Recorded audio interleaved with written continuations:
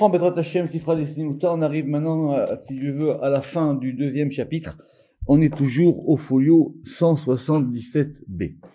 Donc, on avait commencé la dernière fois une description d'une tête et que la plupart des commentateurs ont divisé comme étant des tikkunim, ce qu'on avait appelé les tikkunés des Réchat, ce qu'on avait appelé les arrangements de la tête, et qui sont au nombre de 7.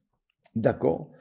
Et on comprenait qu'entre ces tikkunim-là et ceux qu'on avait vus plus haut, il y avait une différence.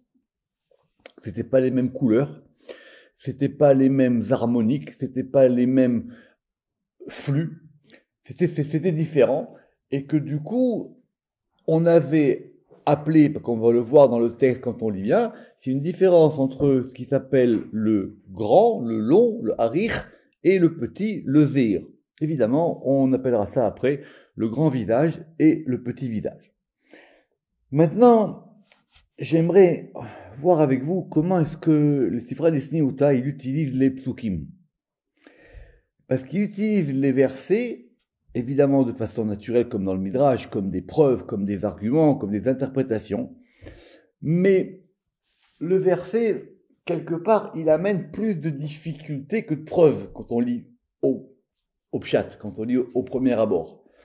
Donc il faut qu'on, comme s'il y avait encore un autre type de mystère à éclaircir dans ce livre, c'était de comprendre l'usage et la manière dont les versets avaient été faits. Alors, j'avais remarqué la dernière fois avec vous que dans chaque tikkun, on voit que dans ces tikkunim de la tête, effectivement, c'est plus dur. On va reprendre simplement le tikkun Revia en haut de la page, Mitra de la Naïr. Ça veut dire c'est un front qui n'illumine pas. Or, on avait vu que le front, c'était le ratson, c'était la volonté, c'était l'agrément, c'était là d'où sortait la lumière. Or là, il y a pas de lumière. Ketatutab de Alma, et c'est lui qui fait la discorde dans le monde. Bar Kadrava Ashgarbe, sauf lorsque la volonté le regarde. Effectivement, j'avais expliqué la dernière fois qu'à chaque fois, on va montrer comment est-ce que, quand ça reçoit d'un degré plus haut, alors effectivement, les choses vont se calmer, elles vont s'apaiser, et elles vont donc se transformer.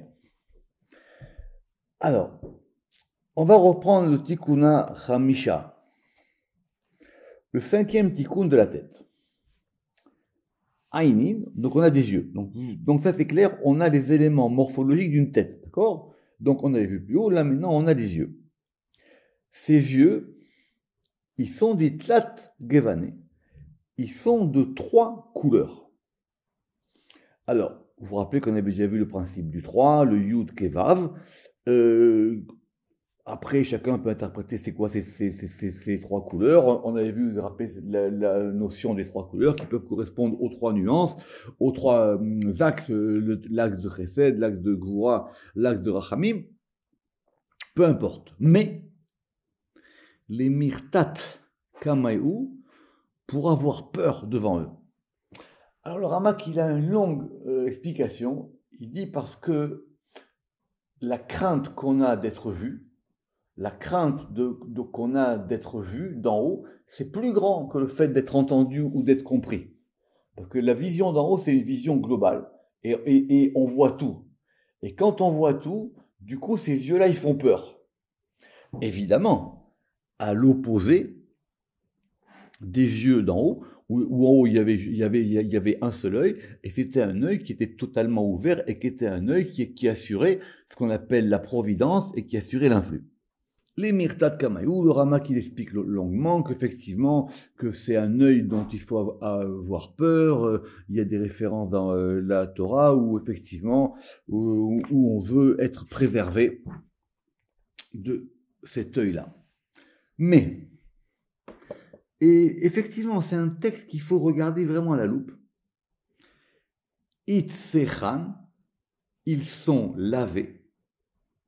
Bechalva denaïr, dans le lait qui éclaire. Alors, toujours j'ai expliqué depuis la dernière fois qu'à chaque fois, il y a un côté pas bon, et il y a un côté qui peut être bon quand quelque chose va s'organiser. Alors, l'expression de Itzechan Bechalava, on l'a vu, elle provient du Cantique des Cantiques. Il y a marqué là-bas Rochatzot Bechalav. Alors, ça veut dire quoi que ses yeux, ils sont lavés? En fin de compte, quand on lave, c'est facile. Quand on lave, on veut se débarrasser d'une chose, on veut nettoyer quelque chose. Donc ces yeux qui représentent les yeux de la rigueur, ils peuvent être lavés. Et ils sont lavés par quoi? Et ils sont lavés par du lait. Alors, évidemment, la citation, c'est dans le Cantique des Cantiques, que là-bas, il y a marqué que Rochatzot Bechalav. Mais le Rama qui dit, qu'est-ce qu'on a gagné au fait que ce soit lavé dans du lait? Alors évidemment, le lait, c'est blanc, la couleur blanche, elle correspond à ce qu'on avait vu dans le grand visage qui est en haut. Parce que, alors, Rama, déjà, il est très précis sur ça. Il dit d'abord, premièrement, si on veut que les choses se blanchissent, c'est parce qu'elles sont du côté de la rigueur. Donc peut-être que les yeux d'en bas, ils sont rouges, et il y a beaucoup d'interprétations sur savoir quelles sont ces trois couleurs, d'éclat gévané. En tout cas, ces yeux, ils sont rouges, ils sont dignes, et on les lave. Et on les lave, et on les blanchit. Mais maintenant, pourquoi le lait? Si je veux du blanc, pourquoi je veux du lait? Je peux dire, on les lave à l'eau. Alors, Rama qui dit, parce que le lait, c'est une grande histoire, le lait. Vous savez que le lait, même scientifiquement, c'est du sang. C'est quoi le lait? Le lait, c'est du sang qui, par un processus physiologique, se transforme en lait. C'est d'ailleurs toute l'histoire de la Kavana de Sfirat HaOmer, qu'on sort d'Égypte sous le signe du sang, et il faut 49 jours pour que ce sang-là se transforme dans le lait de Shavuot. C'est d'ailleurs pour ça qu'on boit du lait à Shavuot. Et le lait, en même temps, c'est un liquide qui provient de la mer. Alors le Rama qui dit que il faut lire ce texte de cette manière-là, c'est-à-dire il faut être inspiré par ce que ce texte peut dire. Donc du coup, c'est le degré de la mer qui lave ses yeux, qui en bas sont des yeux de rigueur, et par un œil supérieur, alors l'œil supérieur, il va les laver dans le blanc nourricier, si on peut dire, dans le blanc maternel, pour les retransformer en miséricorde. Et du coup, on va arriver à nos versets. Il est écrit Necha tirena Yerushalayim, et tes yeux te verront, Jérusalem. Tes yeux te verront, Jérusalem. Navé Sha'anan, une cité. Alors, Sha'anan, c'est un mot qui apparaît très peu dans la Torah, mais ça désigne la paisibilité, la tranquillité absolue. Donc, le centre pshat du verset, dans Isaïe, à savoir que les yeux verront à la fin des temps Jérusalem comme étant un havre de paix. D'accord. Et qu'on peut penser que ce verset, il nous est ramené ici pour nous faire, à la suite de cette histoire du lait qui lave, du lait qui provient de la mer, et que ce lait-là maintenant, il va apporter de la miséricorde. Simplement, on nous ramène un deuxième verset. Urtiv, tzedek yalin ba. C'est un verset qui parle de Jérusalem aussi, et qui dit que Jérusalem, tzedek yalin ba, la justice, le tzedek, elle dort en elle. Vous savez que Yalin, j'ai expliqué la dernière fois, Yalin, ça vient de la lune, ça veut dire le fait de dormir, c'est le fait que c'est ça qui a donné le malon. Shushuraki, il traduit ça par le fait de nuiter. Tzedek Yalin ba, la justice va nuiter en elle. Ça veut dire quoi ça? Ça veut dire quoi, c'est parce que la justice, elle dort à Jérusalem? Ça veut dire quoi que c'est sa nuit qu'elle fait là-bas? Alors, le Midrash, il raconte ce verset que la ville de Jérusalem, c'est une ville particulière, à savoir que c'est une ville plus dure. Mais les gens sont éprouvés de façon à ce que personne ne puisse s'endormir avec ses fautes. C'est dès qu'il y a l'inbat, c'est ça qui ramène le Midrash, et le Ramak le ramène aussi. À savoir que la justice, elle fait que n'importe quelle personne qui se couche, avant d'être couché, il est jugé, et donc le matin, il recommence une nouvelle vie. Il ne traîne pas ses fautes avec lui. Ses fautes ne le suivent pas. C'est dès qu'il y a l'inba. Et si vous vous rappelez que Tzedek, c'est dur. Tzedek, c'est le degré de la malchoute. Tzedek, c'est le degré du din. Alors, Ramak qui dit donc ces deux versets, ils ne marchent pas. D'un côté, tu me dis que Jérusalem, elle va être Navé Sha'anan, elle va être un havre, une demeure de paix. Et d'un autre côté, et en plus, dans le deuxième verset, et en plus c'est au futur, que Jérusalem, c'est la ville de la justice. C'est la ville où effectivement les fautes, elles sont réglées en temps réel. C'est pas qu'on attend demain. Il y a même dans le Shareora, il ramène cette histoire-là. Donc du coup, on nous ramène deux versets, et sans nous le dire, on nous met une opposition entre ces deux versets. Opposition qu'on peut encore dire, qui renvoie encore à l'opposition qu'on a vue dans le fait qu'à la fois l'œil, c'est l'œil de la crainte, et que d'un autre côté, c'est l'œil du blanc absolu. Et pour, pas résoudre, mais pointer comment on pourrait peut-être trouver une issue à ça, les théories des Signota va être ultra succinct. Et qu'est-ce qu'il dit? Il va ramener du verset Navé Sha'anan Atika Desatim. C'est quoi cette demeure paisible de Jérusalem?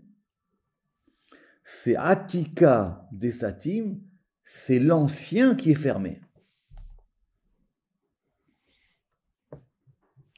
Alors, Atika, on le connaît, on l'a vu plus haut, c'est le degré de Keter. Satim, ça veut dire qu'il est caché. Et qu'est-ce qu'on veut nous dire? Alors, Ramak, il veut nous dire ici que le sujet de la phrase, c'est pas Jérusalem. Enecha tirena Yerushalayim, tes yeux te verront Jérusalem, virgule, Navé Sha'anan. Et il y a un autre degré. Et ce degré de Navé Sha'anan, il correspond, lui, à un degré plus haut, qui est ce degré de l'ancien qui est fermé. À tel point, et quand j'ai fait ça, j'étais quand même très épaté par ce qu'il dit le Ramak, à tel point que le Ramak il dit que ce vocable de Sha'anan, il n'est pas facile. D'où ça vient cette histoire de Sha'anan? Alors il dit que Sha'anan, ça serait peut-être même un jeu de mots biblique, parce que ça voudrait dire chez Shochen Bo Ensof. Sha'anan, le Ensof. C'est là où réside le Ensof. C'est là où sont les plus grandes miséricordes. Sha'anan, chez En Bodinim, comme si on pouvait faire un jeu. Sha'anan, ça veut dire il n'y a pas là-bas de dinim. Il n'y a pas là-bas de rigueur. Et là, Sha'anan, ça s'appelle l'endroit des miséricordes. Donc, on ne parle pas de Jérusalem. On parle à la fois, il y a un degré de Jérusalem qui est le degré du din, et il y a un autre degré qui est le degré du Keter, de la miséricorde absolue. Et c'est pas fini. Vous voyez comme quoi ça se joue à des mots. Enecha, Ktiv. Et c'est écrit Enecha. Alors, quelle différence entre Enecha dans le verset avec deux Yud et Enecha ici avec un Yud? Évidemment, Enecha sont tes yeux, donc les deux yeux, et du coup, c'est évidemment complètement raccord au fait qu'on apparaît des yeux. Et le Zohar nous dit que c'est écrit Enecha avec un seul Yud. Or, ça veut dire quoi Enecha avec un seul Yud? Ça veut dire ton œil. C'est pas tes yeux, c'est ton œil. Petit problème, c'est que le verset, il y a marqué Enecha avec 2 Yud. Alors, c'est vrai que des fois, on peut faire une dracha sur le fait qu'il y ait un crictif, c'est-à-dire le fait qu'on lise d'une manière et que c'est écrit d'une autre manière. La preuve, Tifradi Sinota, il est fait plus haut. Vous vous rappelez quand on a parlé des taninim, de ces fameux grands serpents. Dans la Torah, il n'y a pas marqué taninim. Dans la Torah, il y a marqué taninam. Simplement, nous, on met un i pour faire le pluriel. D'accord? Taninam. Or, ici, d'après les versions qu'on a, il n'y a pas de crictif sur ce verset. Alors, peut-être que j'ai pas fait toutes les bonnes éditions, mais c'est marqué, en tout cas, c'est marqué Enecha avec 2 Yud. C'est pas marqué Enecha avec un seul Yud. Alors, certains ont dit, oui, ok, le Zohar, il s'amuse, il peut faire ce qu'il veut, il peut faire des drachos, etc. De ce que j'ai compris du Rama, qui pense qu'effectivement, oui, normalement, le verset, il dit Enecha avec un seul Yud. Pourquoi je dis ça? Parce qu'on peut pas faire n'importe quoi, on peut pas non plus faire des drachos comme ça veut dire, il y a marqué Enecha tes yeux, alors moi je vais dire un œil. D'accord? Faut pas jouer comme ça. Évidemment, qu'est-ce qu'on a gagné le fait de passer à 2 yeux à un seul œil? C'est qu'on est passé des 2 yeux d'en bas, qui sont les yeux du Din, à l'œil d'en haut, qui est l'œil du Rachamim. Évidemment. Et du coup, on comprend pourquoi est-ce qu'on nous a juste rajouté ces 2 petits éléments qui sont Naveshanan Atika Desatim, que ce degré de Naveshanan, il ne s'applique pas à Jérusalem, mais il s'applique à ce degré de Atik, de Keter, qui est lui complètement caché.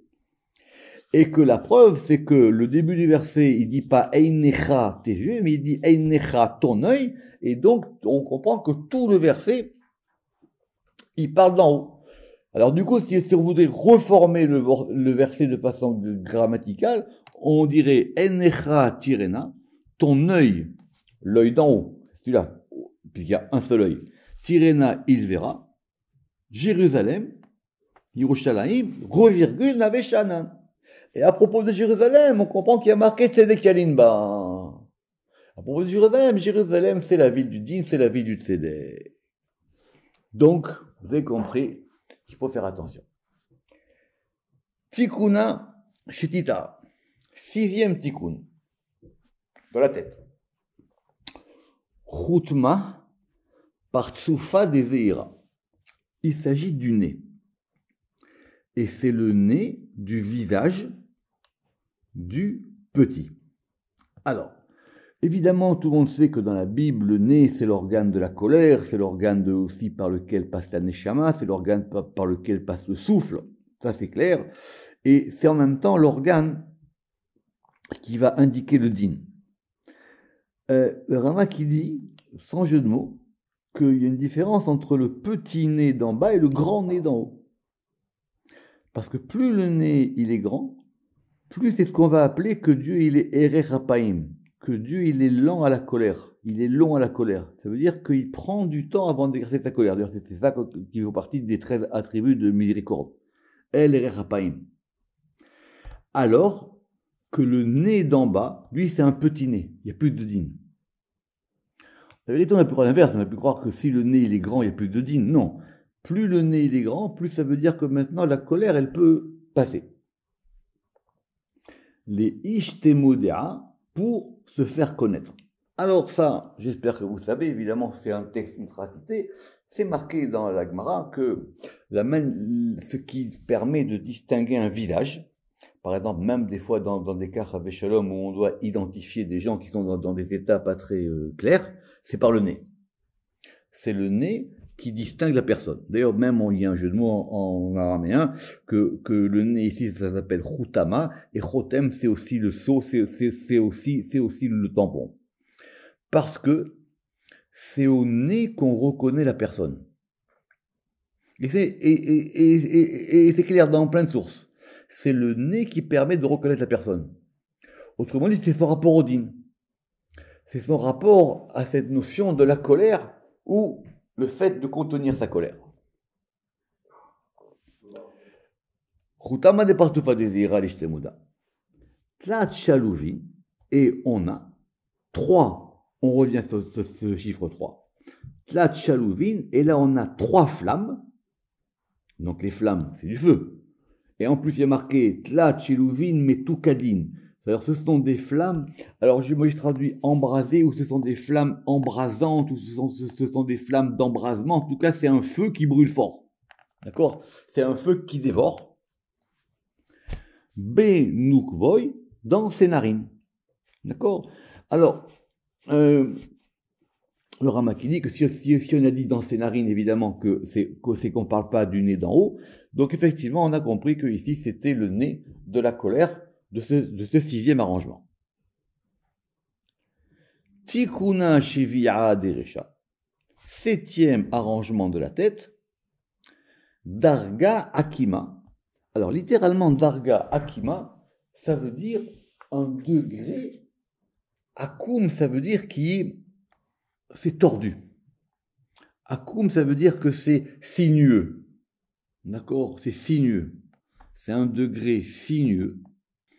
Les mishma tav ou vish pour entendre le bien et le mal.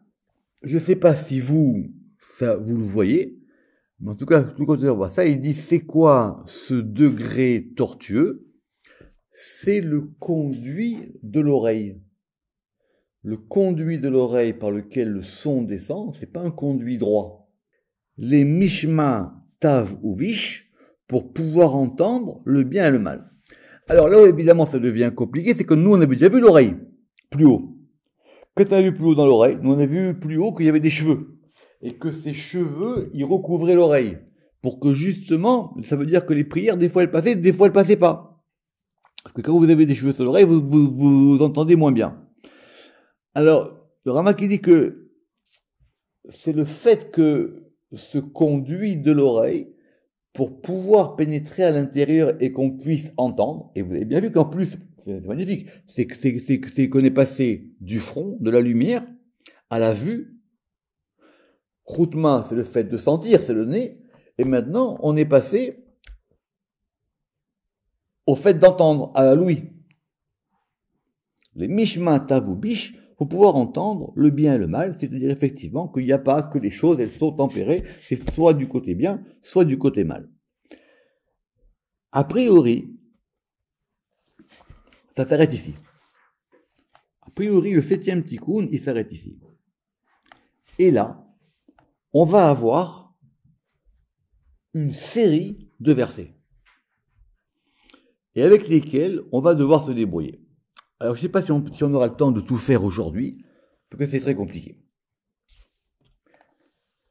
Alors, premier verset. Il est écrit dans Isaïe 42:8. Ani Hashem ou Shemi. Je suis Yudke Vavke, ou Shemi, ou il est mon nom. Alors évidemment, tout le monde a compris qu'il y a une différence entre le je, le tu et le ou. D'accord? Le je, c'est la première personne. Le tu, qu'on a vu dans le Zohar, c'est la proximité. C'est quand le fait que quelqu'un il est face à vous, vous lui dites tu. Et le i, c'est quelque chose qui est indifférent. C'est un peu indifférencié. Qui c'est il? Je ne sais pas qui c'est, je ne l'ai pas nommé. Et quand je dis il, en plus, c'est qu'il n'est pas présent. D'accord? C'est ce qu'on appelle en hébreu la shon nochar. Le Ramak, il avait ramené ça dans le Pardes, à savoir que Ata, c'est la shon nochar, et que le hu, c'est quelque chose qui est plus loin. Or, effectivement, et c'est un sujet très complexe, on s'adresse à Dieu de plusieurs manières, non? On dit des fois Ata, et des fois on dit ou. C'est un grand sujet dans le Pardes, qui ramène évidemment au nom du Zohar. Donc, Ata, c'est le fait que quelqu'un soit proche de vous. Baruch Ata Hashem. Toi, c'est-à-dire je suis dans un degré de proximité. Mais quand on dit ou Elohenu, ou Avinu, ou Malkenu, Hashem, ou Elohim, quand on parle du c'est un degré plus distant, plus loin. Donc c'est pas le même degré. Or, qu'est-ce qu'on a dans le premier verset? On a le Ani et le ou. Ani Hashem, je suis Yudke Vavke, ou, et ou, il est Shemi. Le Zohar, il pense même que ou, c'est un nom divin. Deuxième verset. Ani Amit Var Achaye, et je ferai vivre, dans l'ordre, je ferai mourir et je ferai vivre. Donc là, c'est le je. Troisième verset dans Isaïe, Va'ani Esa, Va'ani Esbol. Et Esa, ça veut dire j'élèverai, on peut dire, Va'ani Esbol, et je supporterai comme quand on supporte un effort, ou quand on supporte une douleur, Va'ani Esbol. Et autre verset, où Asanu velo anachnu, il nous a fait et pas nous. Verset des psaumes 103. Alors c'est un grand sujet, il ne faut surtout pas aller vite. Alors, d'abord, le dernier verset, évidemment, il y a une vraie question de Massora, que quand il y a marqué Hu Asanu, c'est lui qui nous a fait, Velo anachnu, il y a deux manières d'écrire le lo. Soit on l'écrit avec un aleph, soit on l'écrit avec un vav. Alors évidemment, tout le monde a expliqué ça plusieurs fois, que quand il y a marqué Hu Asanu, il y a un degré du Hu. Le Hu, c'est le fait c'est Dieu, le fait qu'il est loin, c'est-à-dire ça correspondrait à des degrés beaucoup plus hauts que le Hata, parce que le Hata, c'est la proximité. Velo anarnu, et d'ailleurs, et si on dit vélo avec un vav, ça serait presque une faute, parce que lo, ça veut dire et lui et nous. Lo, ça veut dire lui. Alors que si on dit vélo avec un aleph, ça veut dire et pas anarnu. Évidemment, quand on dit lo avec un aleph, ça veut dire que c'est lié au degré d'en haut. Il y a un grand zohar sur ce verset qui explique qu'il y a un degré du aleph et il y a un degré du vav. Le degré du aleph, c'est le degré du keter, et le degré du vav, c'est le degré de tiferet. Donc ça dépend quel est le degré qu'on a maintenant dans cette distance avec Dieu. Est-ce que c'est une distance par rapport à un vav ou est-ce que c'est une distance par rapport à un aleph? Et on continue. Ve'u be'echad umi yoshivenu, dans Job. Et lui, il est... Alors c'est un verset qui est traduit différemment dans plusieurs Bibles. Ve'u be'echad. Et lui, il est dans le 1. Ou mi yeshivenu. Alors, mi yeshivenu, alors c'est traduit en général, et qui le fera changer d'avis. Ça veut dire qu'en gros, le pshat du verset, ça veut dire lui, il est dans le 1, tu ne peux pas maintenant faire changer à Dieu d'opinion. Vous vous rappelez, ce sont les gens qui veulent que Job, il arrête de se rebeller et qu'il accepte sa condition. D'accord?